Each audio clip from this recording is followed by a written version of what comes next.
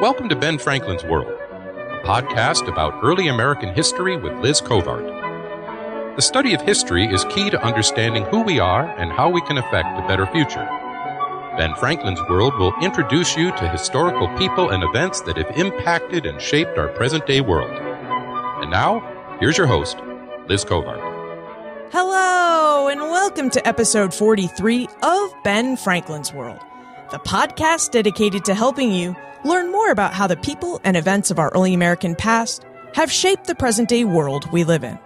How and when did doctors become respected professionals in American society? Today we explore early American medical history and reform movements. Reform movements fascinate me. And they fascinate me because there's just so many of them after the War of 1812. And of course, there's reasons for this. First, you have the end of the War of 1812. The end of that war brought many Americans a sense of security that the United States and its people would continue to remain independent from Great Britain. Second, you have the Second Great Awakening. You may recall guest historians Kyle Baltice and Shelby Balick in episodes 20 and 30 discussing this movement. The Second Great Awakening was a Protestant revival movement that peaked somewhere between 1800 and 1840 and sought to prepare the nation for Christ's return. Third, by the late 1810s and 1820s, American society and its economy had changed and was continuing to change as a result of the Industrial Revolution. So reform movements proliferate because whether they're secular or religious, they seek to improve American society and explain the great social and economic changes that had taken place and were taking place within it. Over the next 3 weeks, we're going to explore religious and reform movements that took place during the early to mid-19th century. And today's guest historian, Matthew Osborn, helps us kick off our exploration by taking us through American perceptions of alcoholic insanity during the 19th century. During our conversation, Matthew reveals what delirium tremens are, why early Americans became fascinated with delirium tremens and the excessive drinking of alcohol during the 1820s, and information about the Temperance Movement and how doctors used the movement to elevate their social and professional status in American society. We don't cover a lot of medical history on this show, but it is a fascinating topic, and I know you're really going to enjoy this conversation. So let's go meet Matthew Osborn. With tidings and wisdom to share about our early American past, here is this week's special guest. Matthew Osborn is an assistant professor of history at the University of Missouri, Kansas City. His research interests include medicine and disease, addiction, literary culture, and urban history. Matthew is the author of Rum Maniacs, Alcoholic Insanity in the Early American Republic, which reveals how delirium tremens have shaped our modern conceptions of alcoholism. Welcome to Ben Franklin's World, Matthew. Thanks so much, Liz. I love your show. It's really an honor to be on. Wow, we have fans that are also historians. This is great. We're excited to have you on today so we can explore alcoholic insanity in the early American Republic, as well as the professionalization of medical doctors in United States history. One aspect of your book that really surprised me was how doctors were perceived by early Americans. I mean, when we think of doctors today, we tend to think of professionals, people who will make us feel better or mend our ill health. But this seems to be a modern-day positive perception that early Americans did not share. Well, that's right. I mean, the medical profession in early America, first of all, there were very few university-trained doctors, which was unlike Europe, where there was very well-established medical professions. So Americans relied on themselves for medical care and for people that were respected in the community, midwives, healers. So it wasn't until the late 19th century that the medical profession as we think of it today really began to take shape in, around the American Medical Association and organizations like that. Would you tell us a bit about yourself and what drew you to study delirium tremens and its influence on modern-day alcoholism? And I guess really to get at this, we should really start by defining what delirium tremens is or are. Right. The way we describe delirium tremens today is a acute insanity that can develop in cases of alcohol withdrawal. and that insanity is especially marked by vivid hallucinations and trembling. So the word refers to the uncontrollable trembling that's experienced. Delirium tremens, the disease, is first described in medical journals in 1813, and their definition was a little broader, and they didn't link it especially with withdrawal because ideas about addiction were just taking shape, and they especially cited the most important symptom was the trembling and the hallucinations and feelings of paranoia. So it was essentially alcohol-induced insanity. So delirium tremens can develop in cases of acute alcohol withdrawal, but it doesn't always develop. So it especially strikes people who have been drinking over a long period of time. The reason I kind of came across this because, as a graduate student, I was desperately looking for a topic to research, but I had always, since I was an undergrad, I had always been fascinated by the idea that drinking had a history. I had read Bill Rorabaugh's fascinating book, Alcoholic Republic, which was really kind of founded the field of alcohol studies in early America. And then when I was hanging around UC Berkeley after I had graduated, I was introduced to early American history by David Henkin, and he put Karen Haltonen's book on the history of murder into my hands.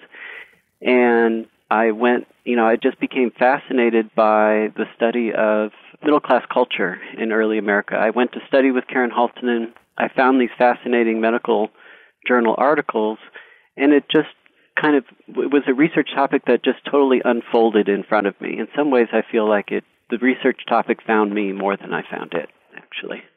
Rum Maniacs traces how and why heavy drinking became a subject of medical interest, social controversy, and lurid fascination in the early Republic.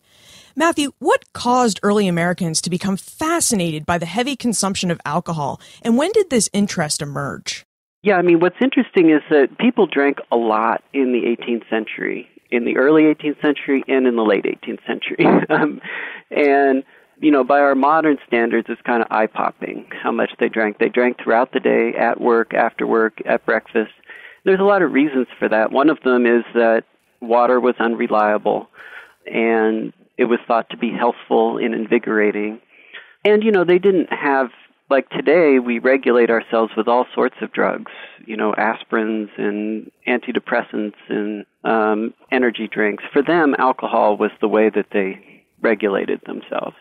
But it's after the Revolution, the American Revolution, that heavy drinking really begins to take on this really significant symbolic dimension that has to do with the responsibilities of individuals in a Republican society. And so what you see is a whole outpouring of writing by religious figures, by medical professionals, by, kind of leading citizens about the dangers of alcohol abuse. And those concerns were especially focused on kind of ordinary people.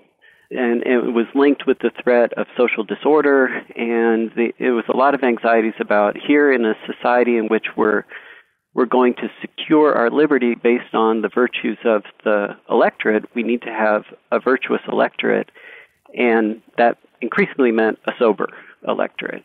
It also seemed like the increase in early American fascination with heavy drinking was pushed by doctors. Doctors just really became fascinated with heavy drinking.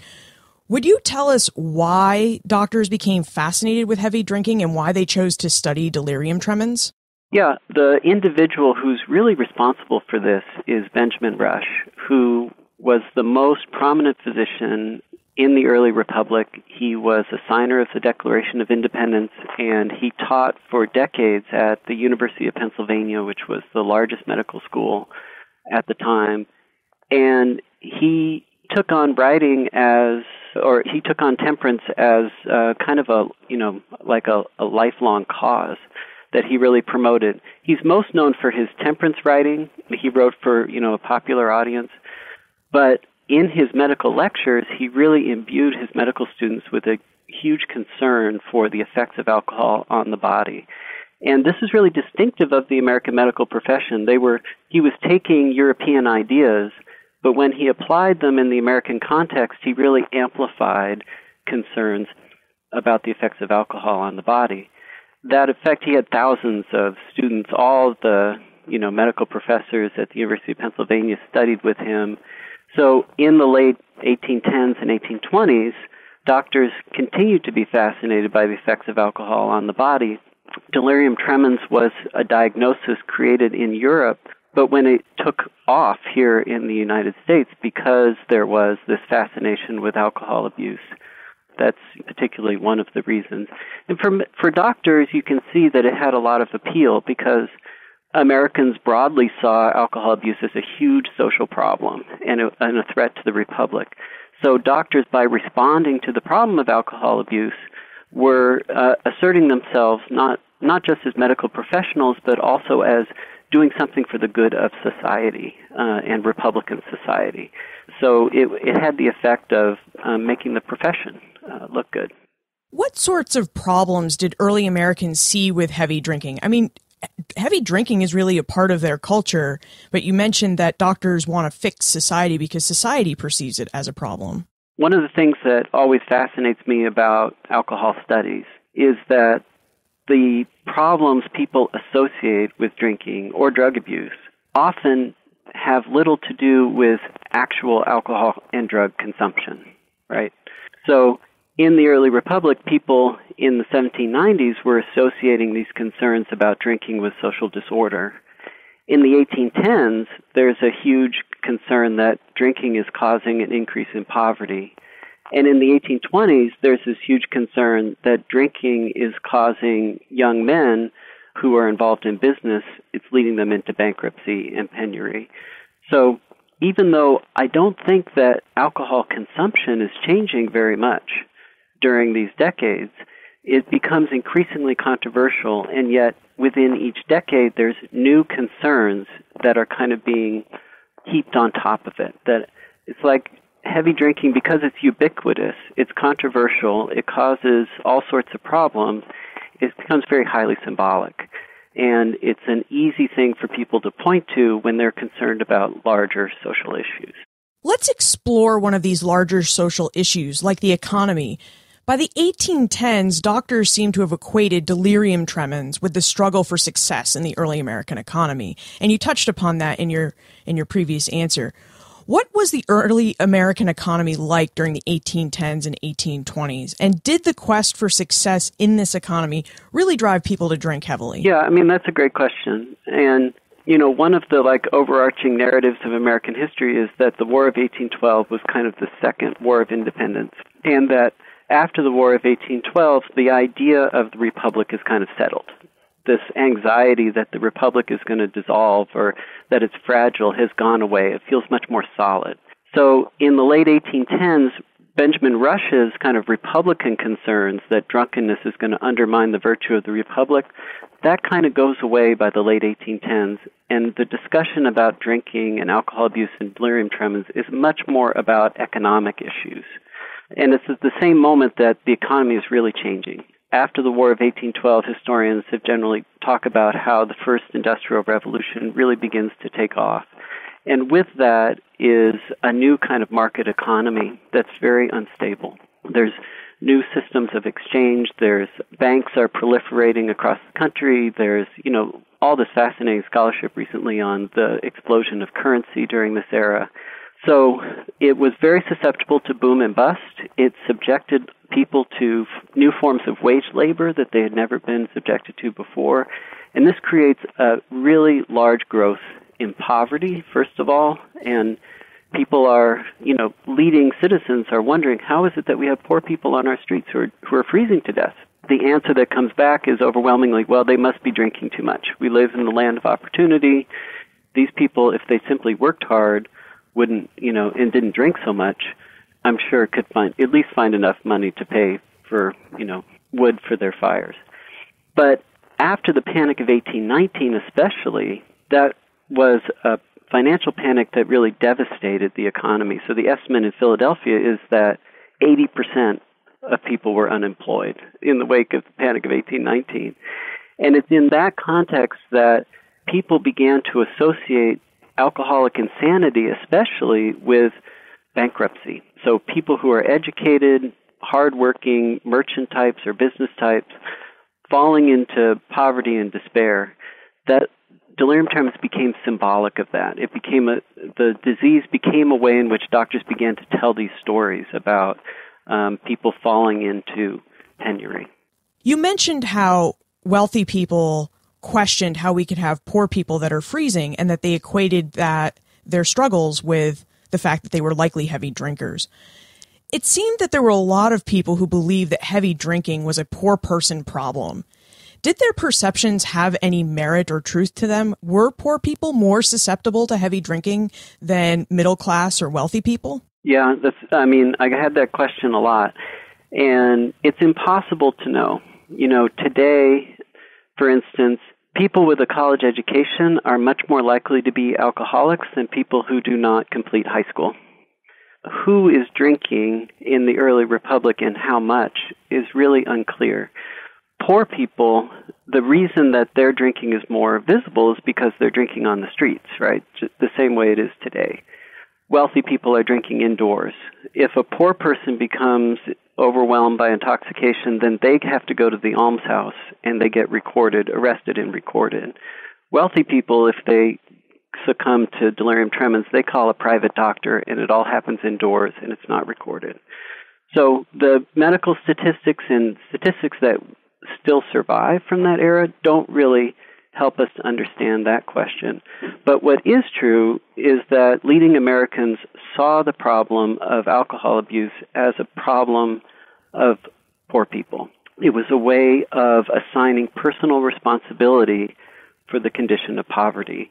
And in a way, it was rationalizing the shortcomings of the new economy that's emerging. So the same people who are responsible for organizing factories and subjecting people to wage labor are also the people who are writing these, who are responsible for poor relief and who are writing these tracts denouncing the poor as being intemperate.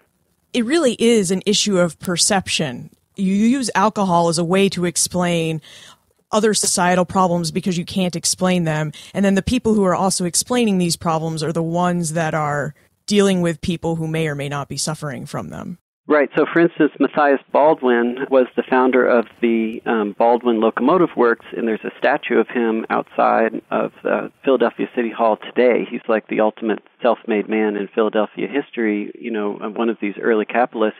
He's also one of the most outspoken promoters of temperance, the need for temperance and the importance of temperance, and the significance of drinking to creating the cause of poverty. So the same people who are creating this market economy are also using alcohol as a way of beating up on the people who are most affected by the consequences of industrial transformation. You mentioned that the statistics from the period are unreliable. In Rum Maniacs, Matthew uses many examples of men who suffered from heavy drinking and delirium tremens. But Matthew, I wonder whether or not you saw any evidence of whether African Americans or women also suffered from delirium tremens. Were they likely to suffer from them more or less than white men? Or is there just no way to measure it? Yeah, this was some of the most difficult and rewarding research that I did. A lot of those statistics are in Chapter 3.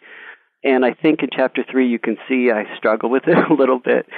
When you look at the burial statistics or you look at hospital records, what you're looking at is a doctor is looking at a person and they're writing down a disease, right? So somebody dies, somebody has to fill in the box that says cause of death, right? What I found was people who died of delirium tremens or people who died of intemperance, quote unquote, which just meant heavy drinking, actually had very complicated medical histories, and they died in circumstances that were very ambiguous. So what those statistics tell us is that white men were more likely to be classified as having died of delirium tremens, right? So delirium tremens victims in the 1820s were overwhelmingly white men, 85%. But people who died of intemperance, 50% of them were women. So that means that if a woman dies, she is just as likely as a man to be labeled as having died of intemperance. But when you look under the surface there, they die in very similar circumstances. African Americans very rarely have a cause of death assigned to them because people just didn't care. I mean, that's the horrible truth of it. A black person dies in a vacant lot. The coroner doesn't even investigate, and, they're buried and forgotten. But if a white man dies of delirium tremens, that's a death that has a very kind of troubling social consequence, right? If he's a middle-class person, you don't want to write that he died of intemperance because he's a respectable person. So delirium tremens became a way in which doctors could assign a cause of death that wasn't stigmatizing. We may not know whether heavy drinking was an actual problem, but it was a perceived problem. Let's talk about the temperance movement. Would you tell us about the movement and how men and women went about encouraging their fellow countrymen not to drink or to drink less? Yeah, the temperance movement, it kind of begins with Benjamin Rush's, writings beginning in 1783, right after the Revolution. He's writing about the importance of temperance. It gets picked up by evangelical ministers in New England. There are local temperance societies that kind of bubble along in the 1820s. The national temperance movement really takes off in the late 1820s with the call by Lyman Beecher, who's the most prominent evangelical minister of the day, and like a conservative national figure, he publishes a book called 6 Sermons on Intemperance. And this is kind of taken as a clarion call by social activists who begin founding local temperance societies. So the temperance movement was always a kind of a union, or an alliance, I should say, of doctors, evangelical ministers, and Christian believers, and industrialists like Matthias Baldwin. Doctors provided a lot of the ideas that equated temperance and health and heavy drinking and disease. Even evangelical ministers, the most common argument they made is that you have to stop drinking because it's really bad for your body. So like Lyman Beecher in his 6 Sermons on Intemperance, he spends a lot of time talking about how horrible liquor is to your stomach, which came right out of the medical literature of the time. So in the 1820s, those temperance societies were very interested in keeping temperate people temperate. It was not people going out and trying to lift drunkards out of the gutter and get them, health and medical care. They wanted to impress respectable young men with the importance of remaining temperate, and the idea was that if you didn't drink, if you went to church, if you had a healthy diet, and you worked hard, that would inevitably lead you to social success. And Philadelphia was the national hub for temperance activity. All the prominent doctors in the temperance movement were all educated at the University of Pennsylvania, and the doctors were always crucial to that. And that legacy still survives today. Think about the importance of physicians in the anti-smoking movements. And, you think about the smoker's lung that we were all terrified by when we were in grade school. Doctors played a very similar role in popularizing images of diseased organs diseased by alcohol. We know that in the early 20th century, the temperance movement will get a constitutional amendment to ban alcoholic beverages in the United States. Is that the same temperance movement that's functioning in the 19th century? And regardless, does the temperance movement in the 19th century have any success in curbing drinking? It is, I think you can draw a line in the temperance, from the temperance movement from Benjamin Rush to Prohibition. By Prohibition, you're talking about a far different society, of course. So, like a lot of the concerns that drive Prohibition have to do with immigration and the state of the cities and nativism, and they also have to do with the women's rights movement of that time. So a lot of the social activists look much different, the concerns look a little different, but the same rhetoric about alcohol and its importance to a virtuous electorate and sobriety and democracy, those are ideas that Benjamin Rush first articulates and which remain powerful in the early 20th century. Whether or not the 19th century temperance movement helped or, was good for public health, Bill Rorabaugh in The Alcoholic Republic argues that it was very important, and he tracks a drop in usage by the 1840s. There is lots of evidence, like kind of anecdotal evidence in diaries and in published tracts that respectable middle-class people started drinking a lot less. When I was looking just at, a lot of my research was in the study of alcohol abuse, not of drinking, right? So my evidence spoke to how many people are dying of alcohol abuse, how many people are being treated for alcohol abuse, things like that. And that number is only going up. In other words, alcohol abuse does not seem to be affected at all by the temperance movement. Now, of course, I'm looking in Philadelphia, which is a very large, rapidly growing, diverse city.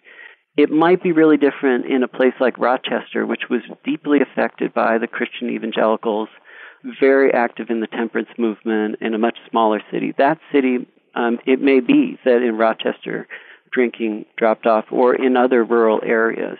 So, for instance, in Kansas City, where I am, people love to talk about how Prohibition never took hold in Kansas City. I think it's probably true in the mid-19th century also. Some communities were probably more temperate than others. In Philadelphia, I didn't see any evidence that the temperance movement was very successful at all. Did the temperance movement have any luck with its secondary mission? One of the surprising details I discovered in Rum Maniacs is that the temperance movement wasn't just about curbing drinking.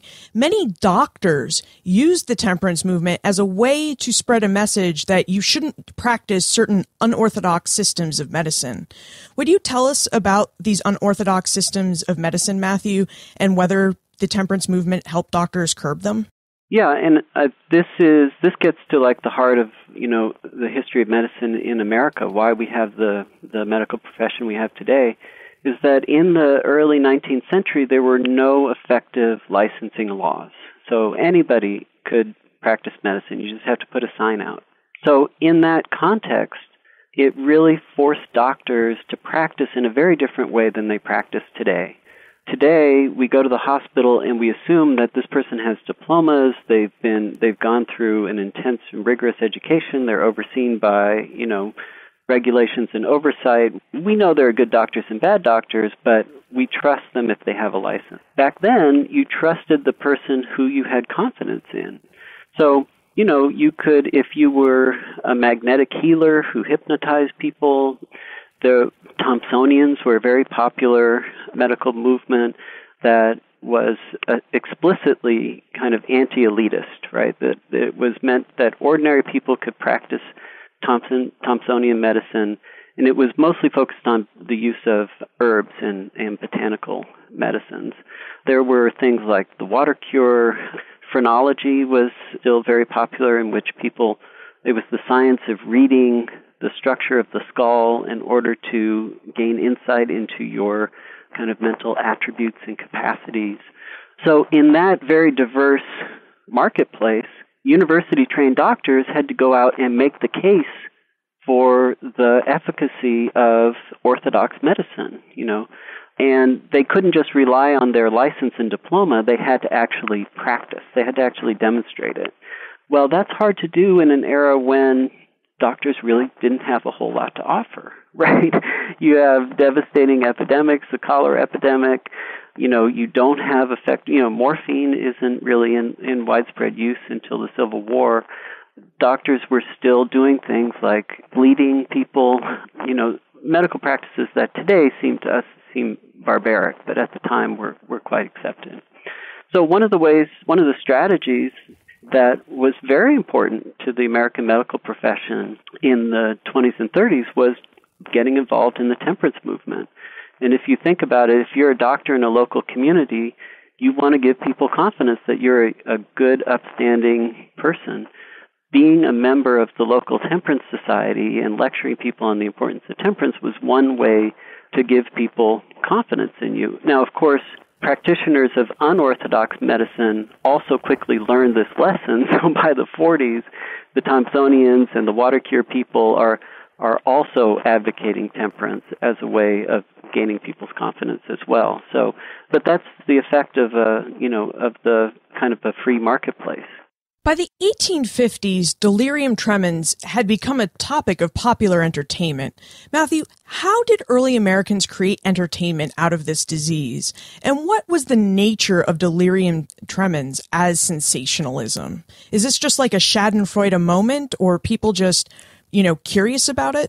Yeah, this was one of the things that really struck me from the beginning. When you read these medical journal articles from the 1810s and 20s, and these are case histories that doctors are writing for a medical journal in order, sometimes they're like medical students who are writing a dissertation and then publishing it, but they're writing it to other professionals. It's not written for public consumption. They write these stories that are like ghost stories. Like they tell stories of then he was chased down the street by goblins and he came across an emerald city, and they tell these like stories. A lot of the stories are very gothic. This is the age when gothic novels like The Castle of Otranto are really the best-selling novels. They're very popular during this era. And in these medical journal articles, they read like ghost stories.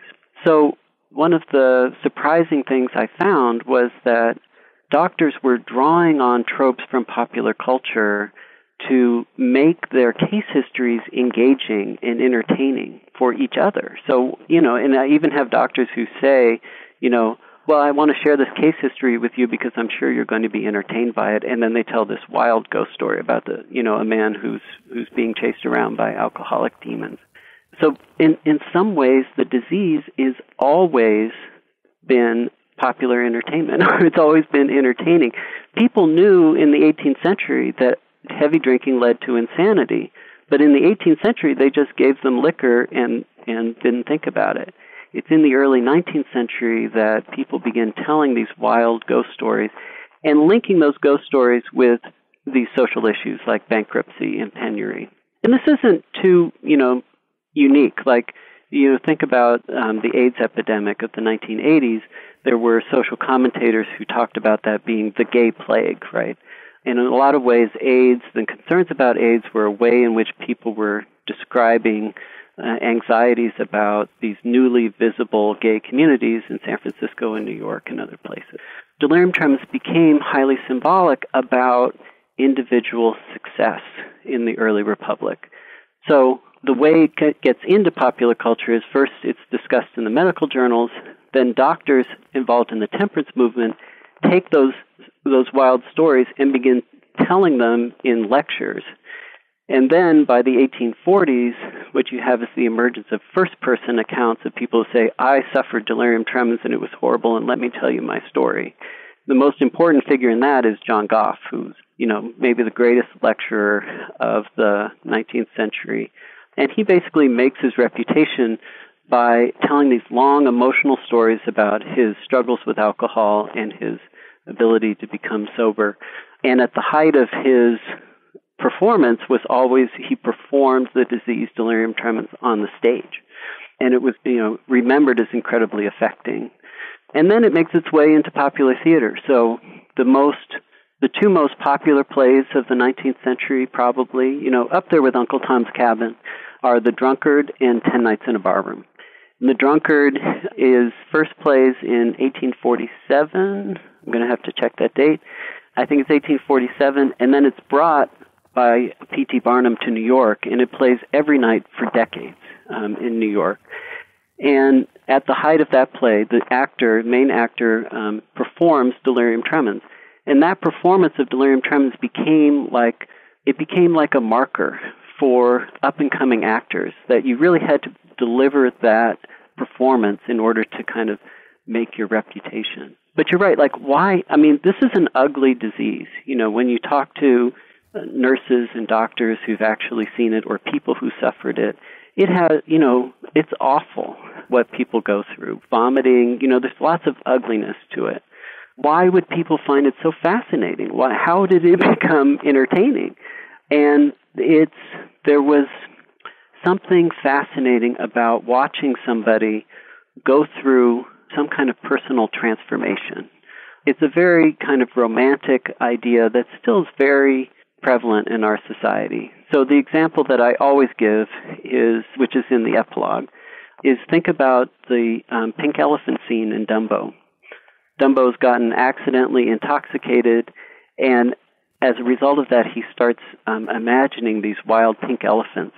And it's quite a frightening nightmare in the beginning, but by the end, it's become kind of quite exciting. And once he comes out of his dream, he's up in a tall tree, and these crows are laughing at him. And it's through that alcoholic nightmare that he discovers his ability to fly.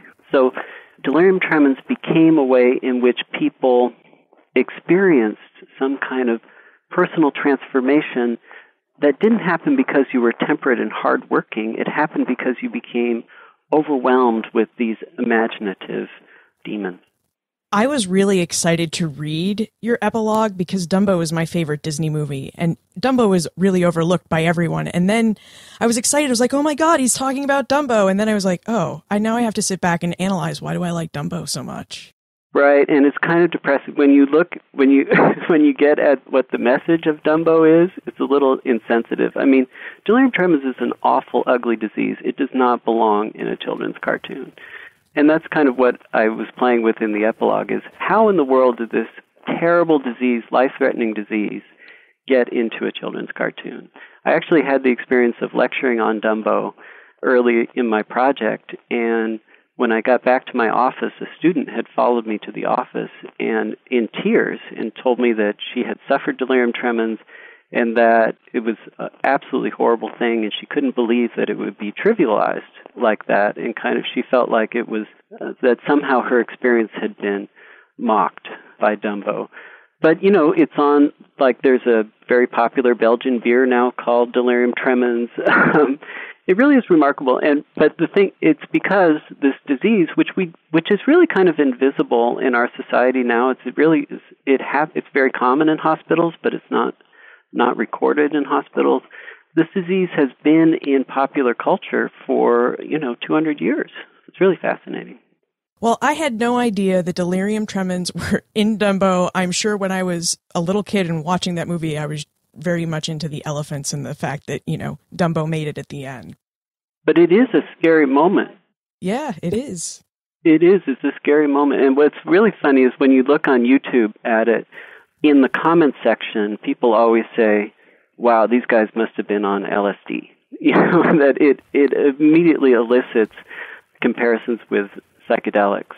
And I think, one of the things I try to draw there in the epilogue, and it's very cursory, I mean, maybe someday I'll write another book about the 20th century, but this fascination with hallucinations and personal transformation that you see in the 60s in the psychedelic generation can be traced back to 19th century popular culture around delirium tremens.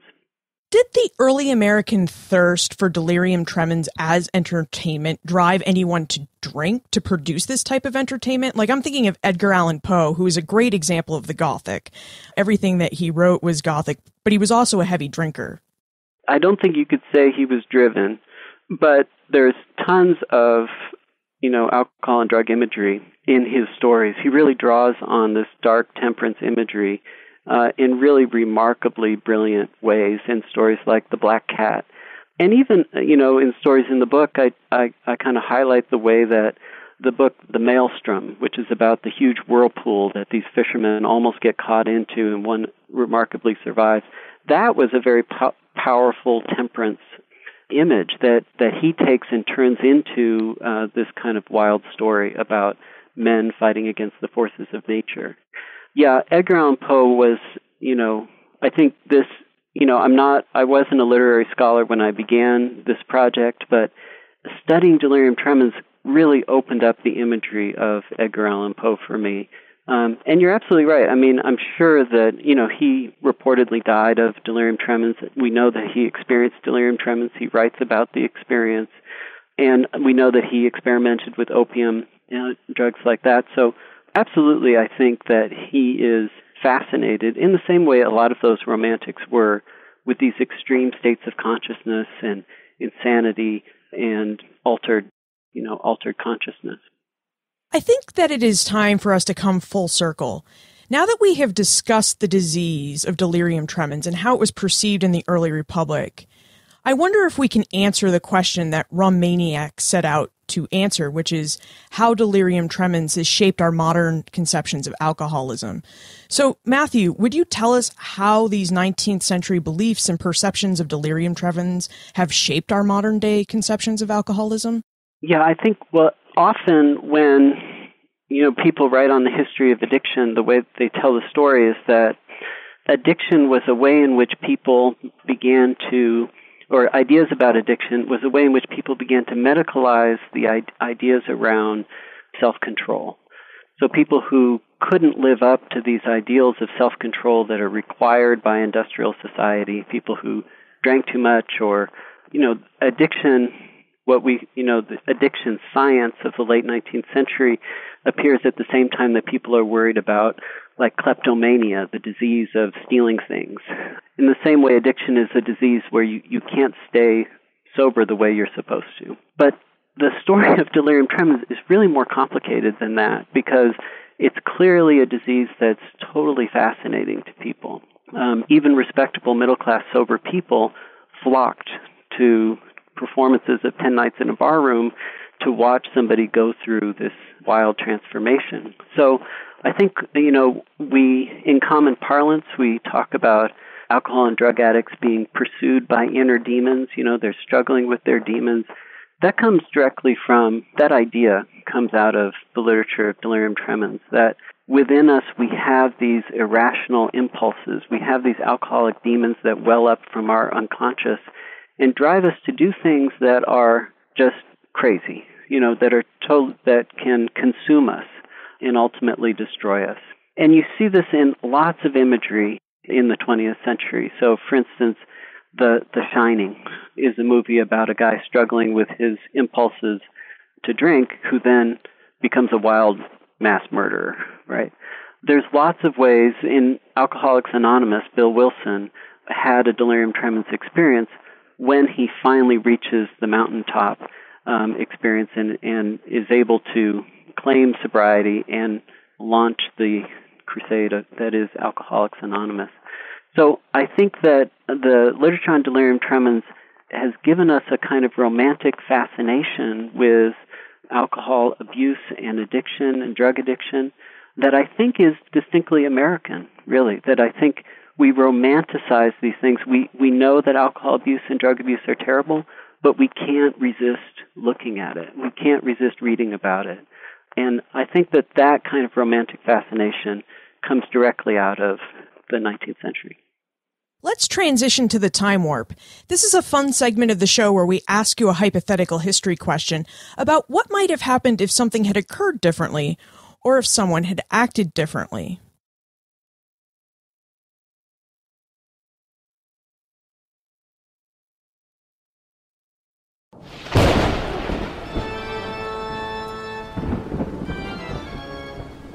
The time warp. Historians can't predict the future, but they can speculate about what might have been.